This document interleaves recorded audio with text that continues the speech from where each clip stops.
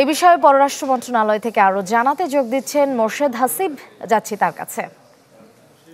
হাসিব, এই ছবি অপসারণের বিষয়টি কেন কিভাবে হয়েছে বিস্তারিত জানাবেন। কেন কিভাবে হয়েছে, কার নির্দেশনা হয়েছে, হঠাৎ করে ৮ আগস্ট গত বছর যখন অন্তর্বর্তী সরকার দায়িত্ব নিল তারপরে ১ বছর পরে কেন এই ছবি সরাতে বলা হলো, কিংবা আদৌ আগে কোনো নির্দেশনা ছিল কিনা, কিংবা কোনো গ্যাজেট হয়েছিল কিনা, সে বিষয়ে আসলে সুস্পষ্ট কোনো তথ্য পাওয়া যায়নি।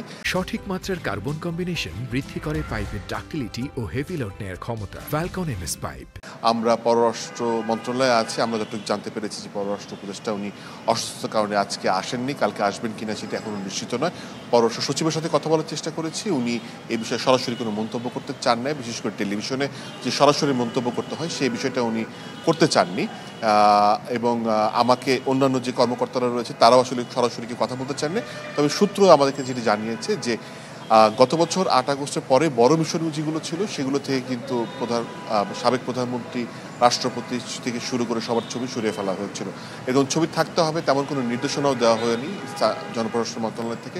ফলে যেসব মিশন মনে করেছে তারা সরিয়ে ফেলেছে, আর ১০-১৫টি মিশন হয়তো বা মনে করেছিল, কিংবা তারা কি মনে করেছিল এটা এখনো স্পষ্ট নয়।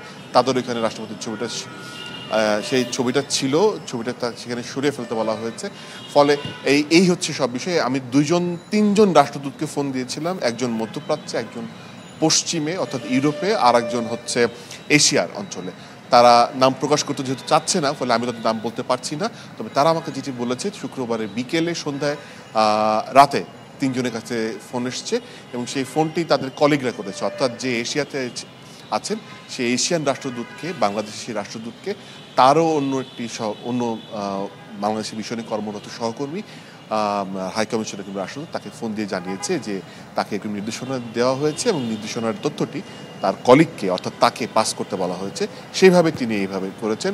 মধ্যপ্রাচ্যের ক্ষেত্রেও একই অবস্থা, এবং পশ্চিমে যিনি তার সাথে অবশ্য কথা হয়নি, কারণ হচ্ছে আপনি জানেন যে ইউরোপে এখনও মাত্র ভোর হয়তো বা হচ্ছে, আর আমেরিকায় তো এখন রাত। সো ফলে এই মিশনগুলোর সাথে কী অবস্থা, বাট আমি যতটুকু জানি লন্ডন, আমেরিকা থেকে শুরু করে মস্কো কিংবা বেইজিং, টোকিও, সেই মিশনগুলো থেকে আগে থেকে এই ছবিটি সরিয়ে ফেলা হয়েছিল।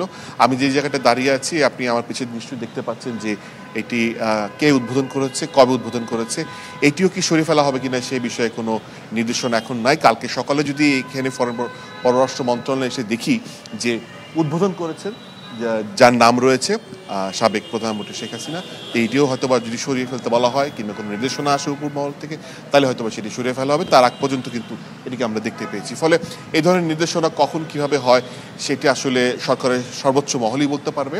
তবে আরও একটি প্রশ্ন ছিল পররাষ্ট্র মন্ত্রণালয়ের ঊর্ধ্বতন কর্মকর্তাদের কাছে, যে অনেক ট্যাবলয়েড বলছে যে রাষ্ট্রপতিকে সরিয়ে দেওয়ার যে গুঞ্জন রয়েছে, এমন ট্যাবলয়েড লিখেছে। তো সেক্ষেত্রে তারা বলছে না, এমন কোনো কিছুই তারা শোনেননি, এবং এ ধরনের একেবারেই অসত্য তথ্য প্রচার করা থেকে গণমাধ্যমকে তারা বিরত থাকার জন্য এক ধরনের অনুরোধই করেছে। সেটা আমি আপনার মাধ্যমে আমাদের দর্শকদেরকে জানাতে পারছি বলে আমি মনে করছি। তবে আমার যতটুকু জানা যে এই যে ফরেন মিনিস্ট্রির ভিতরে একটি লাউঞ্জ রয়েছে, সেই লাউঞ্জে কিন্তু এখনো রাষ্ট্রপতির ছবিটি আছে। ধন্যবাদ হাসিব আপনাকে।